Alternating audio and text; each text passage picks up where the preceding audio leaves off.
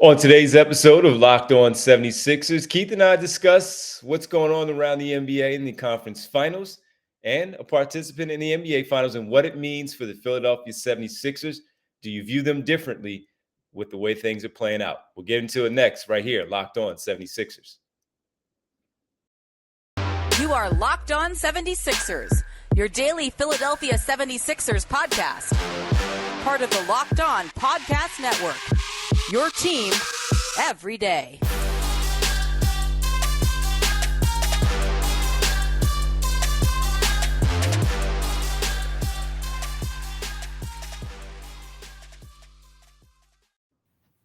Today's episode is brought to you by Bird Dogs. Go to birddogs.com/LockedOnNBA, and when you enter promo code LockedOnNBA, they will throw in a free custom. Look at this. Bird Dogs Yeti style tumbler with every order. So make sure you guys get in there and get the Bird Dogs tumbler. Welcome. You're Locked On 76ers. I'm Devon giving some 97.5 The Fanatic Radio in Philadelphia alongside my co-host and partner Keith Pompey from the Enquirer.com, Sixers beat writer extraordinaire. 10 years in the books for Keith covering this team. What's up, Keith? What's poppin', D? How you been, bro? Oh, man, the playoffs still rolling along. A little frustrating watching because of what we thought the 76ers could be in terms of taking advantage of an opportunity. We'll get into that next here on Locked On 76ers. But first, we got to thank everybody for making Locked On 76ers your first listen every day. And remember, Locked On 76ers is free and available on all platforms, including right here on YouTube on Locked On 76ers. Real fast, before we get into that, you asked how I'm doing. I got to tell you, I got to be honest. My allergies are killing me. That's the problem. What you're allergic to? All the pollen, of course, that's out there. Freshly cut grass, that gets me every time. When the season starts to change and all, when I first wake up, no matter when I take my allergy pills, my medicine, that it just gets me, man. So my eyes get a little. If you see me on the YouTube and I'm just rubbing my eyes or my nose, it's it's the allergies. They got me this morning. Man, you could tell you grew up in the city, because if not, your parents would have to move you back in the city with that freshly cut grass. Yeah, I mean, we had my folks live in Williamstown, New Jersey, so we had a lot of land out there. I go out there on the weekends and a lot in the summer and all. My people still actually live out there, and yeah, I could cut the grass sometimes, but I can only do it in certain spurts and had to go in the house because that would be So you mean your people? What, you got cousins out there? Yeah, my aunt, my cousins, still live out in Williamstown. Yeah. Oh, okay, all right. Yeah. We got folks all over. All over, man. So spent a lot of time in Williamstown in the summer. Black Horse Pike, all that stuff, man, and running around Williamstown High School. Route 42. Yeah, right off of Route 42. Absolutely. Yep, no question about it. Well, listen, man. We got to get into what's going on with this basketball team. We can talk about a little bit of what's happening with the team, with some free agents later on that are currently on the roster that we will find out if it makes sense to bring them back. We need to talk about Tyrese Maxey as well, because if the James Harden piece that we spoke about on the Tuesday episode, but also what Keith wrote last Friday, if James Harden were to exit Philadelphia and go back to Houston or go elsewhere, what does that mean for Tyrese Maxey and his role? Could it accelerate into a point guard position for this team? And can he do it? And that's going to be a big piece of that. But first, we need to talk about, Keith, what's going on in the NBA currently with the Final Four. It's now down to Final Three because in the Western Conference, Nikola Jokic, Jamal Murray, and that Denver Nuggets team advanced to the NBA Finals for the first time in their franchise's history. They swept the Los Angeles Lakers. Impressive fashion, by the way, trailing by double digits in Game 4, coming back, staying composed, staying under pressure, and winning that game. They did a tremendous job. Nikola Jokic, the Irvin Magic Johnson Award winner for the Western Conference Finals, as they await now the winner of the East, where Miami was up 3-0 in their series, Keith, and they lost Game 4 on their home floor. Boston blew them out, heads back to Boston for game number 5, so Boston's still alive, but Miami has done a heck of a job so far being up 3-0 on the former Eastern Conference champions as of right now, because we don't know how things are going to go. But with all of that, there are parallels to the Sixers. There are things there with the Sixers that, number one, if Miami is playing this way against Boston, did Philadelphia blow a golden opportunity against this team to face off against the 8th seed? Just because they're 3-0 on the Boston Celtics doesn't mean they would be 3-0 on the Sixers. It might be 2-1 going into the game. It might be 2-2 after 4 games. Could be 3-0 Sixers. Who knows? But the opportunity, again, a golden opportunity. And then looking at the matchup, Keith, where it looked like once the Sixers had a real chance of beating Boston, that, hey, man, you look at the West, sure, they may be better than any team in the West, but a matchup with the Denver Nuggets in the finals would be fantastic with the 2 best players over the last 2 years as far as the MVP goes. The matchup that head-to-head would be for Embiid and Jokic. Embiid got the better of Jokic here in Philadelphia in that one game. He missed the second one. Now we get to really see and bragging rights and all that stuff. Keith, when you look, do you look differently at the Sixers now that Miami has played the way that they did against Boston and how good Denver looked against the Lakers? Do you view the Sixers differently with the exit that they had, or do you look at them in terms of favorably, or do you look at them still with some disgust because of how things have played out with these 2 Eastern Conference and Western Conference series? More so, I think it's still kind of like my focus has primarily been on the Eastern Conference series. And when I look at it, I'm looking at like the weaknesses that the Sixers had that held them back. Like, for instance, Jason Tatum and Jaylen Brown, with Jason Tatum for most of the series, just struggled, was just missing shots. But then against the Sixers, and then Jaylen Brown was able to get the shots he wanted, and then Jason Tatum started gunning. But I'm looking at like the biggest weakness on the 76ers team was perimeter defense, right? You look at Miami, that's like a strength, right? So they like holding guys in check. You seeing how the physicality is and the toughness that they have. And you look at it and you say to yourself, like, man, well, this team went 7 games with the Sixers and they're about to lose in 5 games to Miami. So it makes it look, I mean, I know it's hard to compare teams the way they match up, but I'm looking at that this team is too well coached and they have too good of perimeter defenders. And Jimmy Butler is just too, when he's locked in and engaged and motivated, there's nobody on the court that you want to go up against, at least in the East. So I feel like it exposes the Sixers' weaknesses more so than anything, because they got Miami. I mean, they got Boston looking like a play-in team. Like they do. They look bad. They do. And they did show some grit yesterday, coming back and winning game 4. But man, it's like you don't expect the series to go more than 5 games. So I look at it like, if we're talking about Doc Rivers being fired, right? And we're talking about all this other stuff, it just would have been delayed to me a week and a half, really. That's it. Yeah, well, maybe so. It does look, I do look at it a little differently, as you said, mainly with the East, but of course the Jokic piece with Embiid and being the number 1 seed, but really that head-to-head matchup and bragging rights at the end, finally, without an MVP, just simply talking about a championship with those 2. The storyline is there. But to your point of looking at the Eastern Conference, yeah, it may have been inevitable that Doc Rivers did, in fact, lose his job if they got knocked out in the Eastern Conference Finals. But of course, that was something that that was a goal of theirs before getting to the NBA Finals.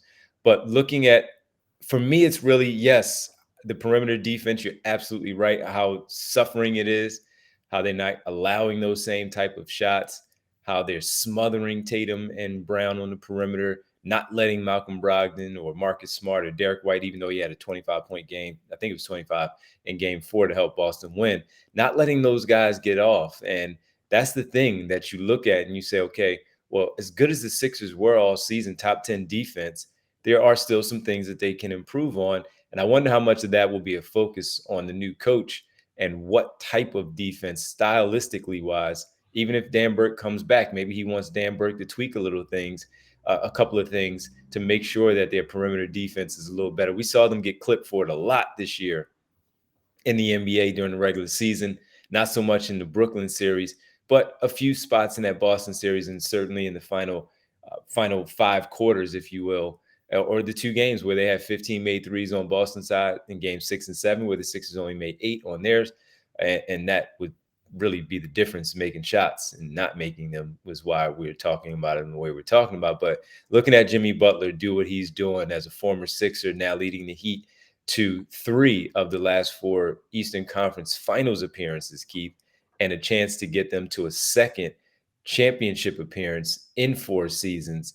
And that does make you look at things with the 76ers a little favorite. But I will say this, with Denver, Los Angeles in the West, Boston and Miami here, we're talking, Keith, we're talking a 7 and an 8 seed out West getting to the conference finals. We're speaking about a 1 seed out in the West in Denver, a 2 seed here in Boston. That's a lot of parity, man.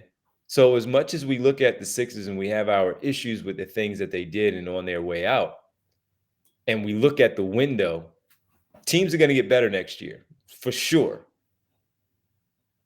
The parity, though, is it kind of there in the NBA where it's still wide open with teams being able to win, and certainly the Sixers window not being closed yet? But I think it's misleading parity. I do. Okay. I mean, because when you look at the Lakers, they have, AD and LeBron. Like, I know LeBron is 38 years old, but they did make some pretty good changes, right? But I look at that as misleading. And when we look at the Western Conference, like, I felt like they had, for the most part, like you look at Golden State, you look at the Lakers, for the most part, they had like veteran ball clubs, in my opinion, where guys were resting up or were injured in the regular season, and they were gearing up for the playoffs. Whereas you had teams like Sacramento and Memphis. Now, Memphis did have some injuries, but I felt like at this stage, they're more or less regular season squads, like good squads, but it's like, hey, they're excited. You know what I mean? Where the other teams were veteran, being more well rested. So even though, we're talking about how a low seeded team, a 7 seed, I felt like I wasn't shocked that they beat Memphis. Yeah, I just wasn't. You know what I mean? Now, Golden State, that was a good series. But then we also factor in like Golden State has some holes, but sure. I wasn't shocked that Golden State beat Sacramento. I mean, so to me, that's different.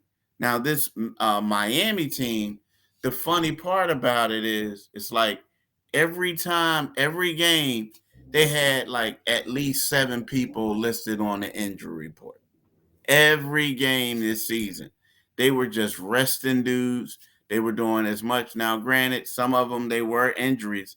But when we look at it, yes, they are the 8th seed, but they were the number 1 seed a year ago with the same roster. So to me, and we know Jimmy Butler from being with Sixers, and think about it, as much as everybody loves him now, there were games in the regular season where people are like, man, what happened to him? Like, wasn't he supposed to be better? And then once the playoffs came, it was playoff Jimmy. So they're another team, in my opinion, an older team, right? Kevin Love, had to get him adjusted, right? Kyle Lowry, all this. They're an older team with guys who I felt like they were treading water, just hoping to get to the playoffs, and was confident enough to know that they can beat anybody. But at the same time, it almost backfired on them because they almost didn't make it in the play-in. I mean, they almost lost in the play-in. Well, remember they lost to the Hawks in the first. Yeah, they lost to the Hawks, and so they almost lost to the Hawks, and they almost lost the last game. Yeah. But I felt like these two teams are different than most 7 and 8 seeds. I just feel like it. All right. Chicago was the other team that they played, and they almost blew it, but they moved on. So who knows how things could have been for this season. Right now, they were 1 win away from the NBA Finals. What does that mean for the Sixers? Well, I know a lot of Sixer fans are very frustrated seeing how Miami is beating up on Boston. We're starting to see those flaws again, Keith, with Joe Mazzulla against Eric Spoelstra, huh? Yeah. That we talked about a lot. during that Boston series. All right, man. I wonder what my man is doing. What his podcast? John, out there Yeah. in Boston. Yeah, he's probably losing his mind talking about those guys. They got to win, so he can talk about some more adjustments that they can make. It's not over yet, huh? Well, we'll see, because they have to win 3 more, and that would be 4 in a row overall. Not impossible, but Miami is playing some pretty good basketball. They got them on Tuesday night. We'll see how things go on Thursday night for game number 5. Well, Keith, when we come back, we need to talk about, as these teams make adjustments, if James Harden doesn't come back, as we spoke about, Tyrese Maxey, can he be the lead guy to handle the basketball for the 76ers and still have it be effective enough for it to be a positive for this basketball team? We'll get into that next right here on Locked On 76ers. But I got to tell you guys about, as we said it at the top, the sponsor for this episode here on Locked On 76ers, and that's our good friends from Bird Dogs. And the weather is heating up, starting to get warm. It's the holiday weekend. So, we're going to go to these barbecues and we want to look good, and you want to look comfortable, and you want to feel like you're a good fit and good comfort, the versatility of what you're wearing out there.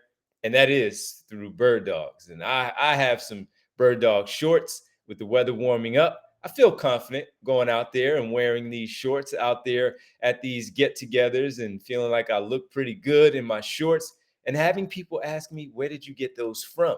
And that's the beauty of it. Not just with the upcoming weekend. We've had some good weather days already where I've had the opportunity of wearing these shorts. They're very comfortable. They're very soft, and they fit very well where they're not too short and they're not too long. You can get them with the size that you feel is best in terms of the length that you prefer as a wearer of these shorts. They're stretchy fabric that makes my legs look pretty good. They're comfier than some of my other shorts that I've had in the past, and I really do recommend it. Give me the freedom to wear these shorts also on the golf course. We have a golf event coming up with the Fanatic, and I'm already believing that that's what I'm going to do. I'm going to wear these shorts out on the golf course as well. And as I mentioned, with the upcoming barbecues and family get-togethers that we're going to have, and that's the beautiful thing about it. So going to have these on when I do go to the cookout this weekend. I already know that.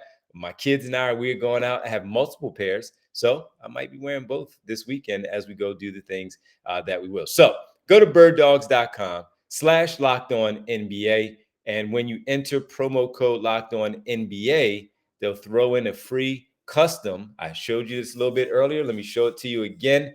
Bird Dogs Yeti style tumbler. Look at that. With every order, you see the logo right there. They even have the logo on the bottom. How cool is that? Look at how creative they are with that. So make sure you go out, check it out again, birddogs.com/LockedOnNBA. And when you enter the promo code LockedOnNBA, they'll throw in the custom Yeti style Bird Dogs tumbler that I just showed you with every order. And as we speak about that, I'm big on sneakers and all that stuff. I've got to match my sneakers with my shorts. Perfect. They go perfect with my Bird Dog shorts. So you go out there, get yours. Trust me. Again, very comfortable, very fit. They're versatile. You can wear them a lot of different ways. You'll really enjoy them. Let me know what you think too. Get back at me. birddogs.com/LockedOnNBA. Thank you for making Locked On 76ers your first listen every day. Every day is tomorrow on the show. We'll talk a little bit more about the Sixers and their offseason and some things that they have going on with this organization. Maybe we'll have an update on the coach as well. All right, Keith, Tyrese Maxey, we saw him running the point guard position in the 21-22 campaign before the James Harden trade went down, and he did a pretty good job. I'll say so myself. He did a pretty good job as the lead ball handler with Ben Simmons out, no James Harden. The Sixers were still a pretty good basketball team. They just took it to another level and took him off ball. In order for them to, if they move on from James Harden, how confident are you that Tyrese Maxey can still be that type of guy at the point guard position for the Sixers?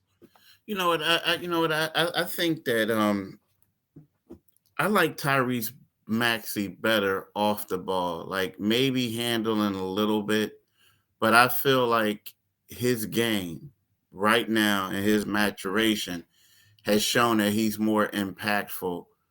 A little bit of a combo guard, but I feel like he's more impactful as a two guard, right? Mm-hmm. That's just my opinion. I mean, because when you look at it, his game is predicated at getting out on the open floor, doing a lot of other things like getting layups.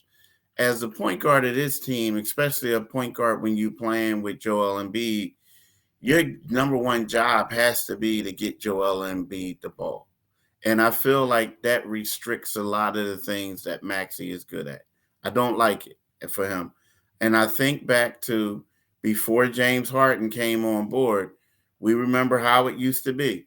It used to be one of those things where Maxey would dribble the ball up the court, he would pass the ball to Tobias, and they would run the offense through Tobias, and Max would be off on the side in the corner and stuff like that.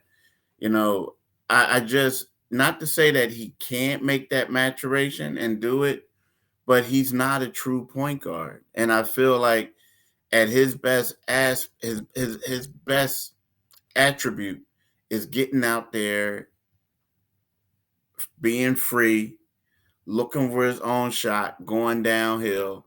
I feel like, honestly, that will set him back a little bit in his maturation as a ball player. The one thing that we did see this past season, especially in the playoffs, where they decided to give him the ball and let he and Embiid run a lot of stuff. Game 5, they were big on that in Boston, Keith, where he and Embiid were able to play off of each other, and he had a lot of success doing it that way. And in today's NBA, also, Keith, how many true pure point guards are there in the NBA, right? Chris Paul, you look at him, you talk about him being a pure point guard.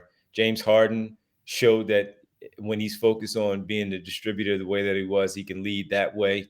Even Tyrese Halliburton, who, Keith, was the number 2 assist leader at the end of the year in the NBA, he was a scoring guard that assisted the basketball on a not so great team. De'Aaron Fox, we talk about that. Is he a pure point guard? Not really. Steph Curry, same thing. And you go around and around. Kyrie Irving, we know how dynamic he is with the basketball, scoring and all that. So I wonder, with the way the NBA is played now, as long as you have the right pieces, anyone can bring the ball up. As long as he can get it across half court, initiate the offense, get the ball back with under right around 14, 15 seconds where you could still run the plays, the sets that needed to be run, he could still, I wonder if he could still be that guy, that maturation, that development in year number 4 with a new coach that maybe has a different idea of what he needs to do as that type of ball handler. I wonder if that's something that we will see if James Harden does leave. They'll bring in somebody, and I would imagine they want somebody with size, Keith, in the backcourt with them if they do something like that. I don't know how they get him. I don't know if it's through a sign and trade with Houston, if Harden goes back to Houston, or they go elsewhere, involve a third team. I have no clue.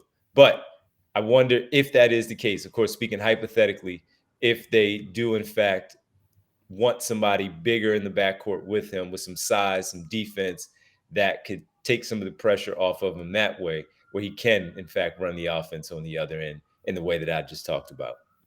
Yeah, I just think that it's better off like him, as I get it. And they did do some stuff against Boston, but that was more so to get James off the ball, because they were like, James he was struggling, you know what I mean? And it was better getting him off the ball in space.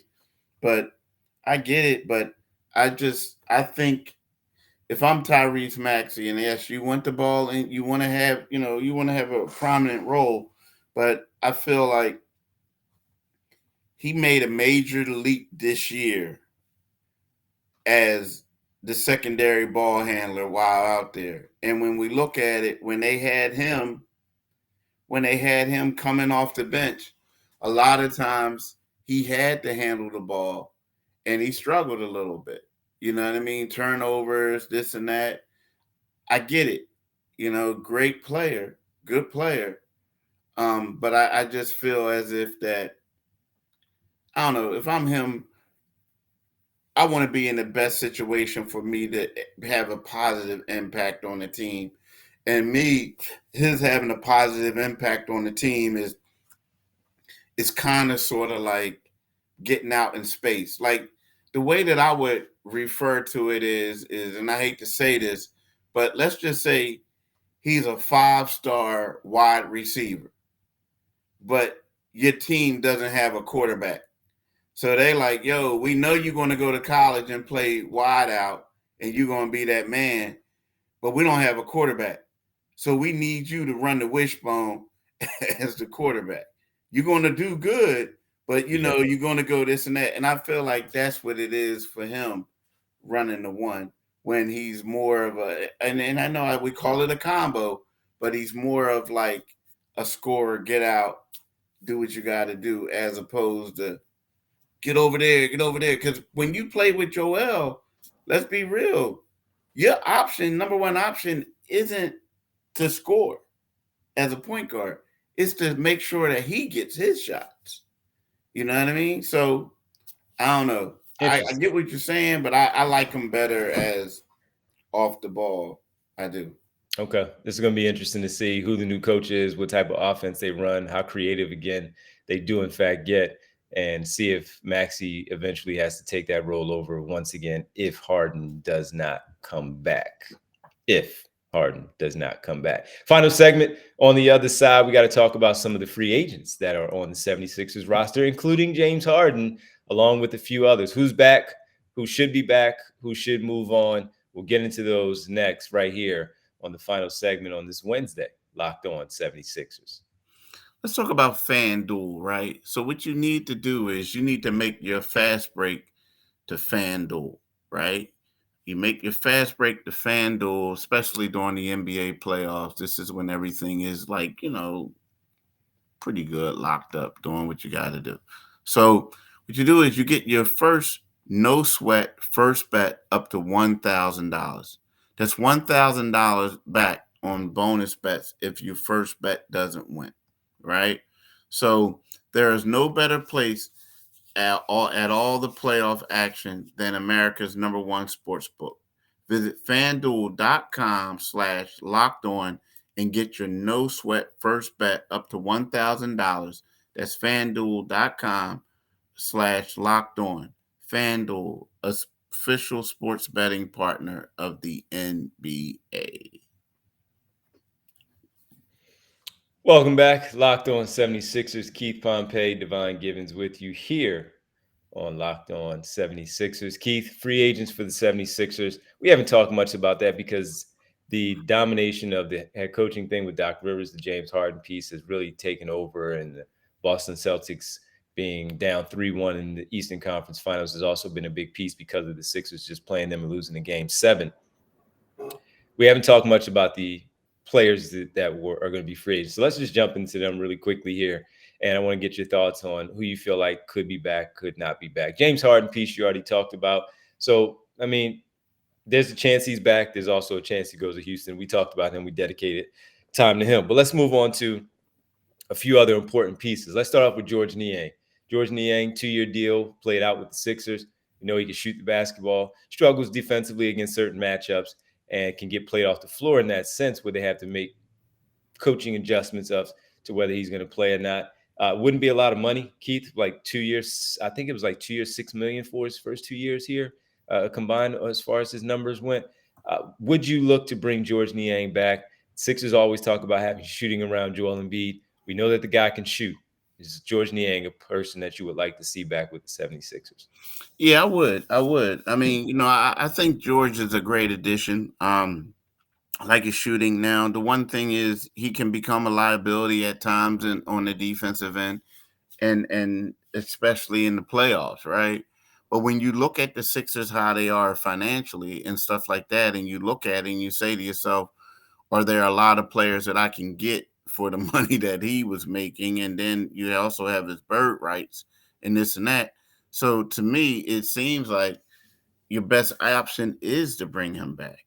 I mean, it is. Now, again, you got to live with there's going to be certain times where he's going to be attacked in the defensive end.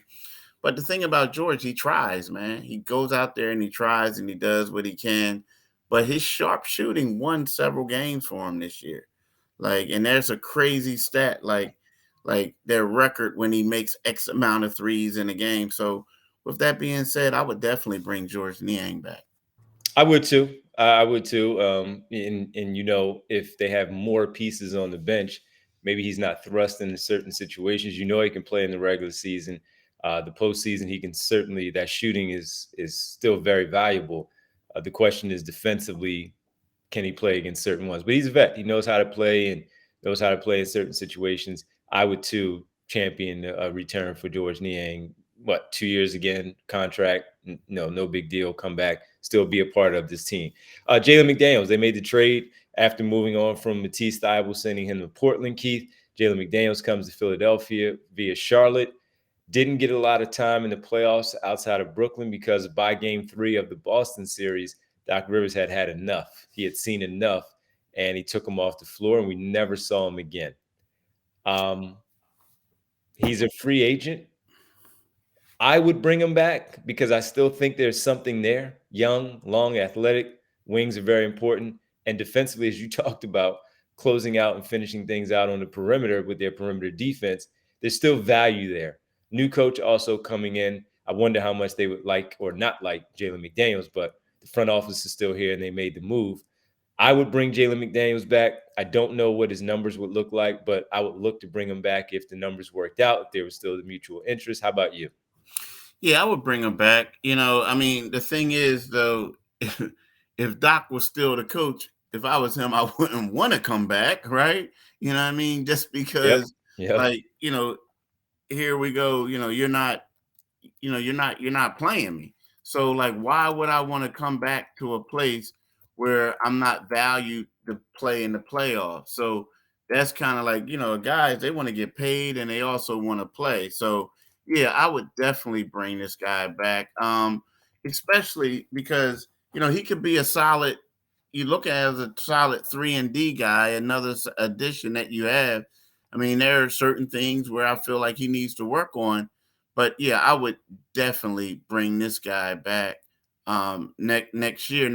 Now, the one thing about it is, like you said, he's a free agent. They do have his bird rights, right? So it's one of those things where he can go elsewhere. And I'm looking at it. Excuse me. He's not. Mm-hmm. He's not a restricted guy, so he could go elsewhere. Yeah, he can. But yeah. But I would try. Now the thing is, he's probably going to demand some money, and he's going to get some but interest. I would try. He's going to have interest elsewhere, I think. Yeah, no question. All right, we move on to a longtime Sixer, and that would be Shake Milton. Keith, he's been around for a while. Seemed like 5-6 years he's been around with the Sixers, and he's a free agent now, and he was on a 1-year deal a year ago. He signed a 1-year deal to return and play with the 76ers. Did a tremendous job filling in when both Harden and Maxey were out. He and Melton together held things down, keeping them afloat. That one stretch where the 12 games or 14 games where Harden was out, they were 8-6. And Shake can still score, we know, in the league. But once the playoffs came, shortened rotation, we didn't see him anymore. That's how it happens in the NBA. We know that. Shake Milton, Keith, would you look to bring them back? And of course, we know with all of this stuff, they don't have a lot of money. Yeah. So I think that's like, I don't know if I'm bringing Shake back. You know what? You can. He made he made less than $2 million.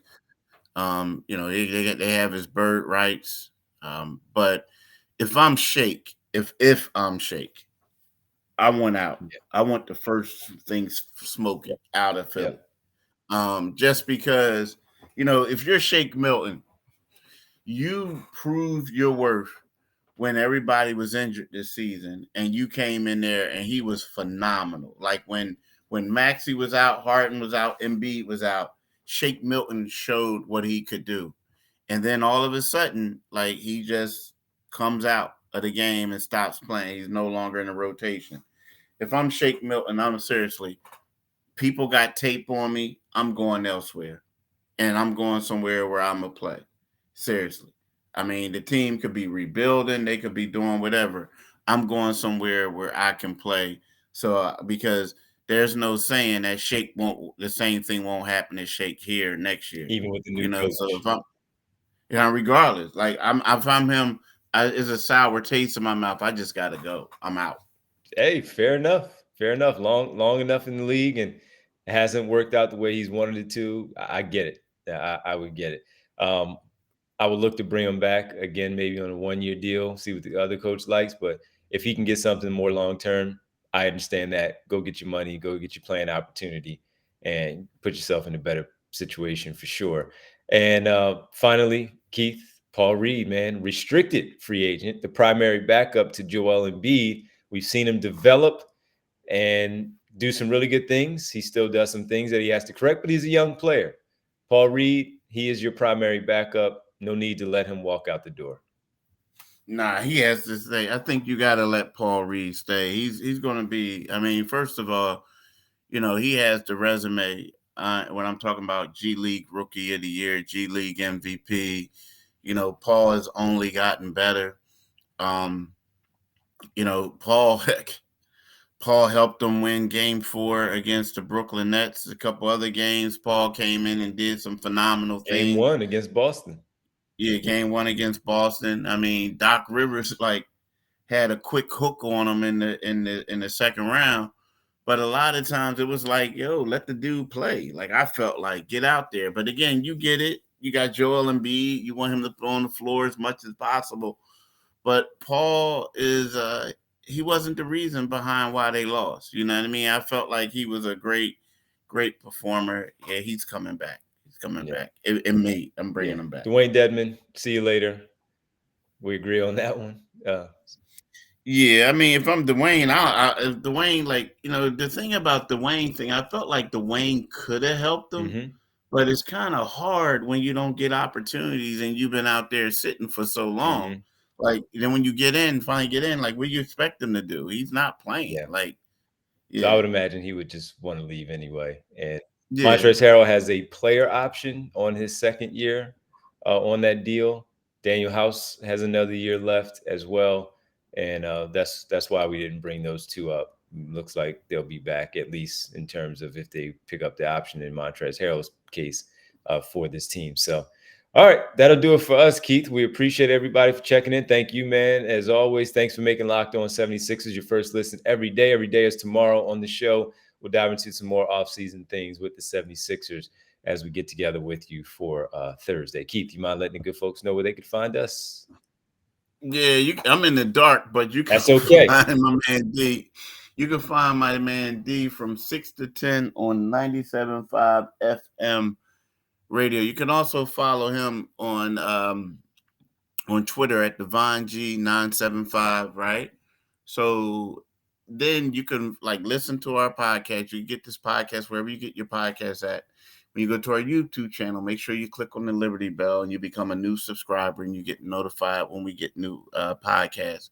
But you can also follow me in the Philadelphia Inquirer. That's inquirer.com. And I'll have articles about the Sixers.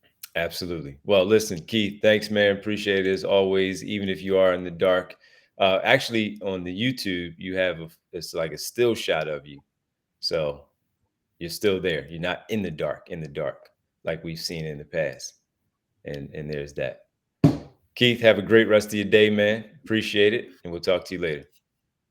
Deuces. Peace.